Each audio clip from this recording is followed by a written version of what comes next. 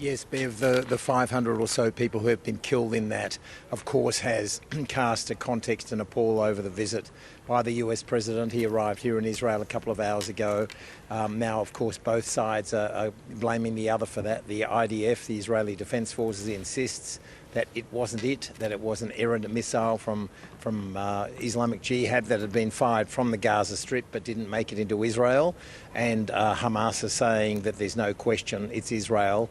And of course, in the Arab world, given that there's been 6,000 or so bombs dropped on the Gaza Strip over the last week and a half, we're certainly not going to give Israel the benefit of the doubt, and hence anger in the Arab world.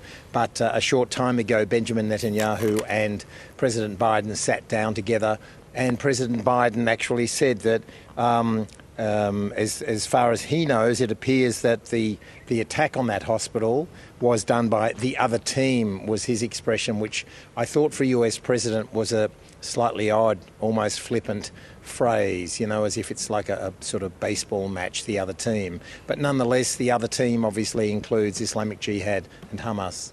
Yes. To your point about that comment, there is no doubt on the other side that it in fact was Israel, and we know that Israel in the past has not always been forthcoming or even truthful about these kind of attacks. So it's difficult to work out who might be responsible. The Arab world, though, is seeing mass uprisings in their own countries, in their own cities, as a result of this terrible attack. Well, that's right. King Abdullah from Jordan, who, they have a peace treaty with Israel after all, and he's quite a moderate leader in the Arab world. He has spoken angrily and said that this is a war crime by Israel and that they must desist in their aggression on Gaza. And as you say, even in the West Bank, right around the Arab world, some US embassies have been surrounded. So there's certainly anger. But that was building up anyway over the last week and a half, given the extent of the bombing of Gaza by Israel. When it comes to trying to definitively prove something like this, it is increasingly more difficult, particularly with with AI, with the ability to doctor videos that are presented to actually work out who's responsible. But an attack like this is just a terrible setback in Gaza, which, as we know, are already in just almost impossible circumstances. Yes, Bev, there really is already a humanitarian crisis in Gaza. There's an estimated 50,000 women who are pregnant in Gaza, 5,000 due to give birth this month. And of course, they don't know where to go because the hospitals clearly aren't safe.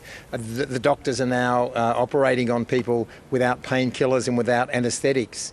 One of the international doctors said that, that children are screaming in pain because the operations are happening without painkillers, which can't get into the Gaza Strip because Israel has done a complete blockade of it, of food, of water, of medicines. There may be some water going into the south, Israel says, but certainly nothing else. So, the increasing humanitarian crisis underwrites the fact that President Biden is here, which is, it's very difficult because he's having to justify what is going on in Gaza. Yeah, he has pledged to Israel that they will give them all the support they need to get through this. But once Biden leaves, and even if he is able to secure some humanitarian assistance to Gaza before that, how soon do you think we'll see some movement on the ground in Gaza? Bev, I think it's imminent. Gaza is not far from where I am in that direction. There's a lot of Israeli soldiers here, are on standby to go. I think that they cannot launch a ground invasion while the President of the United States is here.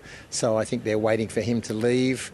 And I think that within 24 hours or so of him leaving, I expect we'll see that. And I think what he's going to try to extract from the Israelis is a guarantee that they will let the Egyptians open the Rafah crossing, the one crossing out of the Gaza Strip that doesn't go into Israel, to allow some humanitarian aid to come in, to allow dual nationals, including the Australians who are trapped in Gaza, to leave, and allowing people with serious medical conditions to leave. I think that's what Joe Biden wants to announce. Yeah.